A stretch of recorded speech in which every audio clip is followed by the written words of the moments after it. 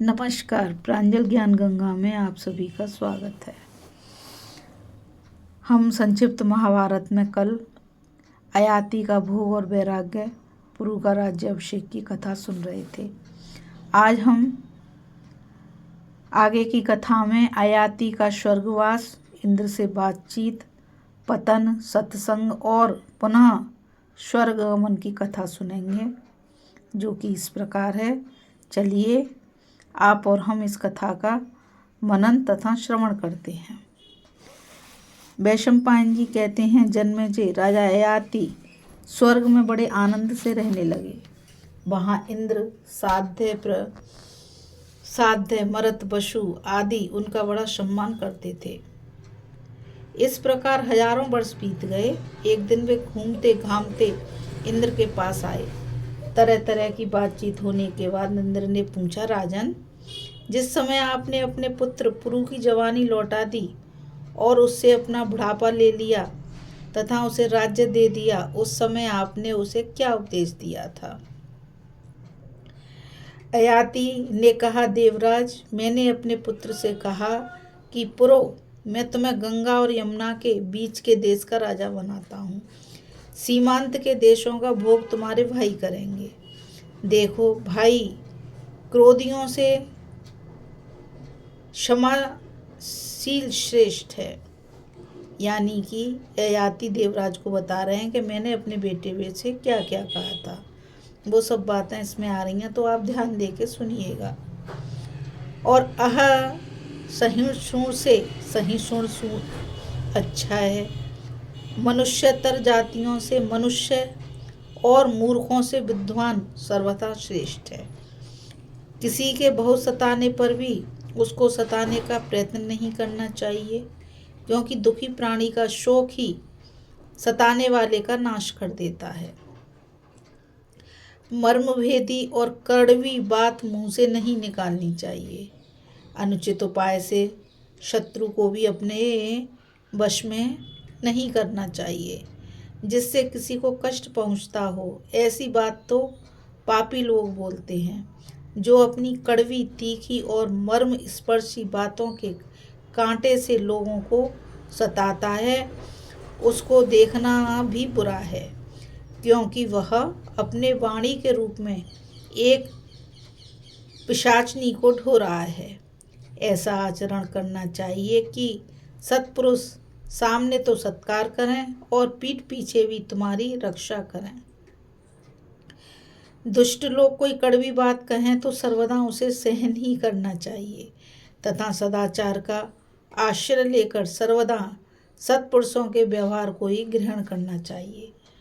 वाणी से भी बाण वृष्टि होती है। जिस पर इसकी बौछारें पड़ती हैं, वह रात दिन सोच में पड़ा रहता है। इसलिए ऐसी वाणी का प्रयोग कभी नहीं करना चाहिए। त्रिलोकी में सबसे बड़ी संपत्ति यह है कि सभी प्राणियों के प्रति दया और मैत्री का बर्ताव हो। यथाशक्ति सबको कुछ दिया जाए और मधुर वाणी का प्रयोग हो। सारांश यह है कि कठोर वाणी न बोलें, मीठी वाणी बोलें, सम्मान करें, दान दें और कभी किसी से कुछ नहीं मांगें। यही सर्वश्रेष्ठ व्यवहार का मार्ग है। ययाति की बात सुनकर इंद्र ने पूछा, नहुष नंदन, आपने गृहस्थाश्रम धर्म का पूरा पूरा पालन करके वानप्रस्थाश्रम स्वीकार किया था। मैं आपसे यह पूछता हूँ कि आप तपस्या में किसके समकक्ष हैं? अयाति ने कहा, देवता, मनुष्य, गंधर्व और महर्षियों में मैं अपने समान तपस्वी किसी को नहीं देखता। इंद्र ने कहा, राम राम, तुमने अपने समान बड़े और छोटे लोगों का प्रभाव न जानकर सबका तिरस्कार किया है। अपने मुंह अपनी तारीफ का बखान करने से तुम्हारा पुण्य खत्म हो गया। यहाँ के सुख भोगों की सीमा तो है ही, जाओ यहाँ से पृथ्वी पर गिर पड़ो। अयाति ने कहा, ठीक है, यदि सबका अपमान करने से मेरा पुण्य क्षीण हो गया तो मैं यहाँ से संतों के बीच में गिरूं। इंद्र ने कहा, अच्छी बात है। इसके पश्चात राजा ययाति पवित्र लोकों से च्युत होकर उस स्थान पर गिरने लगे जहाँ अष्टक, प्रतदर्ण, वसुमान और शिवी नाम के तपस्वी तपस्या करते थे। उन्हें गिरते देखकर अष्टक ने कहा, युवक, तुम्हारा रूप इंद्र के समान है। तुम्हें गिरते देखकर हम चकित हो रहे हैं। तुम जहाँ तक आ गए हो वहीं और विषाद तथा मोह छोड़कर अपनी बात बतलाओ। इन सत्पुरुषों के सामने इंद्र भी तुम्हारा बाल बांका नहीं कर सकता। दुखी और दीन पुरुषों के लिए संत ही परम आश्रय है। सौभाग्यवश तुम उन्हीं के बीच में आ गए हो। तुम अपनी व्यवस्था ठीक ठीक सुनाओ। ययाति ने कहा, मैं समस्त प्राणियों का तिरस्कार करने के कारण स्वर्ग से च्युत हो रहा हूँ। मुझ में अभिमान था। अभिमान नरक का मूल कारण है। सत्पुरुषों को दुष्टों का अनुसरण नहीं करना चाहिए। जो धन धान्य की चिंता छोड़कर अपनी आत्मा का हित साधन करता है वही समझदार है। धन पाकर फूलना नहीं चाहिए। विद्वान होकर अहंकार नहीं करना चाहिए। अपने विचार और प्रयत्न की अपेक्षा देव की गति बलवान है। ऐसा समझकर संताप नहीं करना चाहिए। दुख से जले नहीं, सुख से फूले नहीं, दोनों में समान रहे। अष्टक, मैं इस समय मोहित नहीं हूँ। मेरे मन में कोई जलन भी नहीं है। मैं विधाता के विधान के विपरीत तो जा नहीं सकता। ऐसा समझकर मैं संतुष्ट रहता हूँ। अष्टक, मैं सुख दुख दोनों की अनित्यता जानता हूँ। फिर मुझे दुख हो तो कैसे? क्या करूँ? क्या करके सुखी रहूँ? इन झंझटों से मैं उन्मुक्त रहता हूँ, इसलिए दुख मेरे पास खटकते नहीं। अष्टक ने पूछा, आप तो अनेक लोकों में रह चुके हैं और आत्मज्ञानी नारद के समान भाषण कर रहे हैं, तो बताइए आप प्रधानतः किन किन लोकों में रहे? ययाति ने उत्तर दिया, मैं पहले पृथ्वी में सार्वभौम राजा था। मैं 1 सहस्त्र वर्ष तक महतलोकों में रहा और फिर 100 योजन लंबी चौड़ी सहस्त्र द्वार युक्त इंद्रपुरी में 1 सहस्त्र वर्ष तक रहा। तदंतर प्रजापति के लोक में जाकर वहाँ भी 1 सहस्त्र वर्ष रहा। मैंने नंदन वन में स्वर्गीय भोगों को भोगते हुए लाखों वर्ष तक निवास किया। वहाँ मैं सुखों में आसक्त हो गया और पुण्य क्षीण होने पर पृथ्वी पर आ रहा हूँ। जैसे धन का नाश होने पर जगत के सगे संबंधी छोड़ देते हैं, वैसे ही पुण्य क्षीण हो जाने पर इंद्र आदि देवता भी परित्याग कर देते हैं। अष्टक ने कहा, राजन, किन कर्मों के अनुष्ठान से मनुष्य को श्रेष्ठ लोगों की प्राप्ति होती है? वे तप से प्राप्त होते हैं या ज्ञान से? ययाति ने उत्तर दिया, स्वर्ग के 7 द्वार हैं, दान, तप, शम, दम, लज्जा, सरलता और सब पर दया। अभिमान से तपस्या क्षीण हो जाती है। जो अपनी विद्वता के अभिमान से फूले फूले फिरते हैं और दूसरों के यश को मिटाना चाहते हैं, उन्हें उत्तम लोगों की प्राप्ति नहीं होती। उनकी विद्या भी मोक्षदान में असमर्थ रहती है। अभय के 4 साधन हैं, अग्निहोत्र, मौन, वेद अध्ययन और यज्ञ। यदि अनुचित रीति से अहंकार के साथ इनका अनुष्ठान होता है तो ये भय के कारण बन जाते हैं। सम्मानित होने पर सुख नहीं मानना चाहिए और अपमानित होने पर दुख। जगत में सत्पुरुष ऐसे लोगों की पूजा करते हैं, दुष्टों से शिष्ट बुद्धि की चाह निरर्थक है। मैं दूंगा, मैं यज्ञ करूंगा, मैं जान लूंगा, मेरी यह प्रतिज्ञा है, इस तरह की बातें बड़ी भयंकर हैं। इनका त्याग ही श्रेष्ठकर है। अष्टक ने पूछा, ब्रह्मचारी, गृहस्थ, वानप्रस्थ और सन्यासी किन धर्मों का पालन करने से मृत्यु के बाद सुखी होते हैं? अयाति ने कहा, जो ब्रह्मचारी आचार्य की आज्ञा अनुसार अध्ययन करता है, जिसे गुरु सेवा के लिए आज्ञा नहीं देनी पड़ती, जो आचार्य से पहले जागता है और पीछे सोता है, जिसका स्वभाव मधुर होता है, जो इंद्रिय जयी, धैर्यशाली, सावधान तथा प्रमाद रहित होता है, उसे शीघ्र ही सिद्धि प्राप्त होती है। जो पुरुष धर्मानुकूल धन प्राप्त करके यज्ञ करता है, अतिथियों को खिलाता है, किसी की वस्तु उसके बिना दिए नहीं लेता, वही सच्चा गृहस्थ है। जो स्वयं उद्योग करके फल मूल से अपनी जीविका चलाता है, पाप नहीं करता, दूसरों को कुछ ना कुछ देता रहता है तथा किसी को कष्ट नहीं पहुंचाता, थोड़ा खाता है और नियमित चेष्टा करता है, विद्वान प्रस्थाश्रमी शीघ्र सिद्धि प्राप्त करता है। जो किसी कला कौशल, भाषण, चिकित्सा, कारीगरी आदि से जीविका नहीं चलाता, समस्त सद्गुणों से युक्त, जितेंद्रिय और असंग है, किसी के घर नहीं रहता, थोड़ा चलता है, अनेक देशों में अकेले और नम्रता के साथ विचरण करता है, वही सच्चा सन्यासी है। इस प्रकार और बहुत सी बातचीत करने के बाद अयाति ने कहा, देवता लोग शीघ्रता करने के लिए कह रहे हैं, मैं अब गिरूंगा।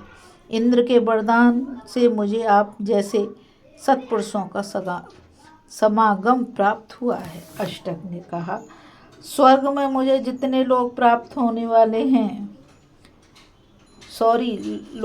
लोक, स्वर्ग में मुझे जितने लोग प्राप्त होने वाले हैं, अंतरिक्ष में अथवा सुमेरु पर्वत के शिखरों पर जहाँ भी मुझे पुण्य कर्मों के फल स्वरूप जाना है, उन्हें मैं आपको देता हूँ, आप गिरे नहीं।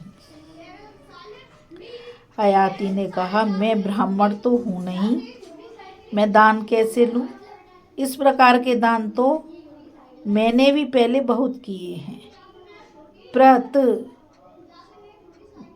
प्रतदन ने कहा, मुझे अंतरिक्ष अथवा स्वर्ग लोक में जिन जिन लोगों की प्राप्ति होने वाली है, मैं आपको देता हूँ, आप यहाँ ना गिरें, स्वर्ग में जाएं। ययाति ने कहा, कोई भी राजा अपने समकक्ष व्यक्ति से दान नहीं ले सकता।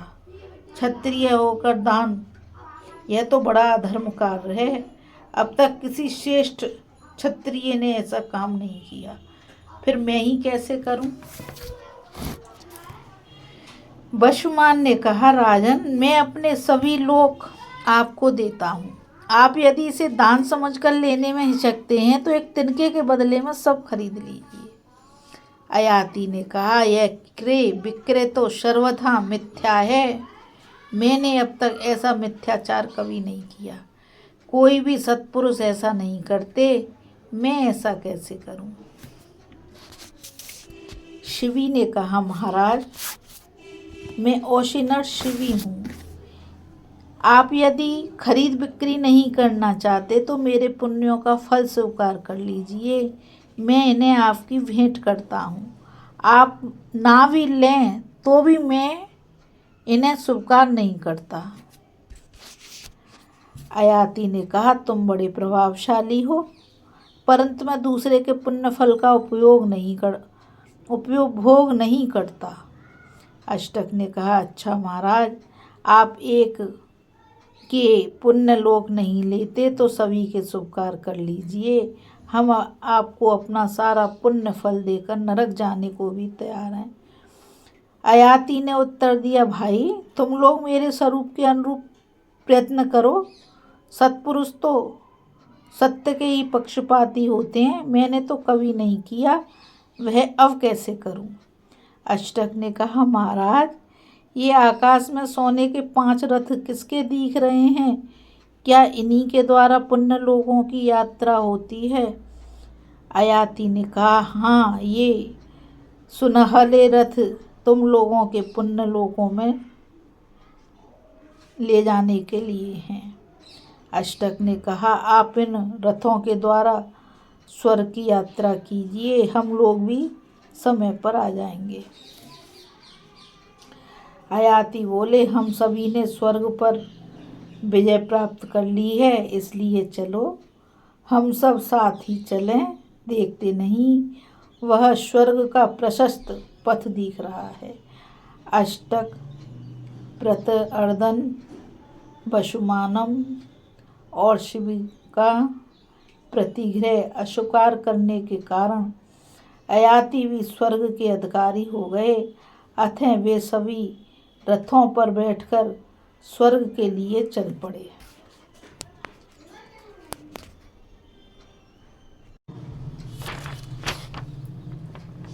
उस समय उनके धार्मिक तेज से स्वर्ग और आकाश प्रकाशित हो रहा था। औशीनर शिव का रथ आगे बढ़ता देखकर अष्टक ने आयाति से पूछा, राजन, इंद्र मेरा प्रिय मित्र है।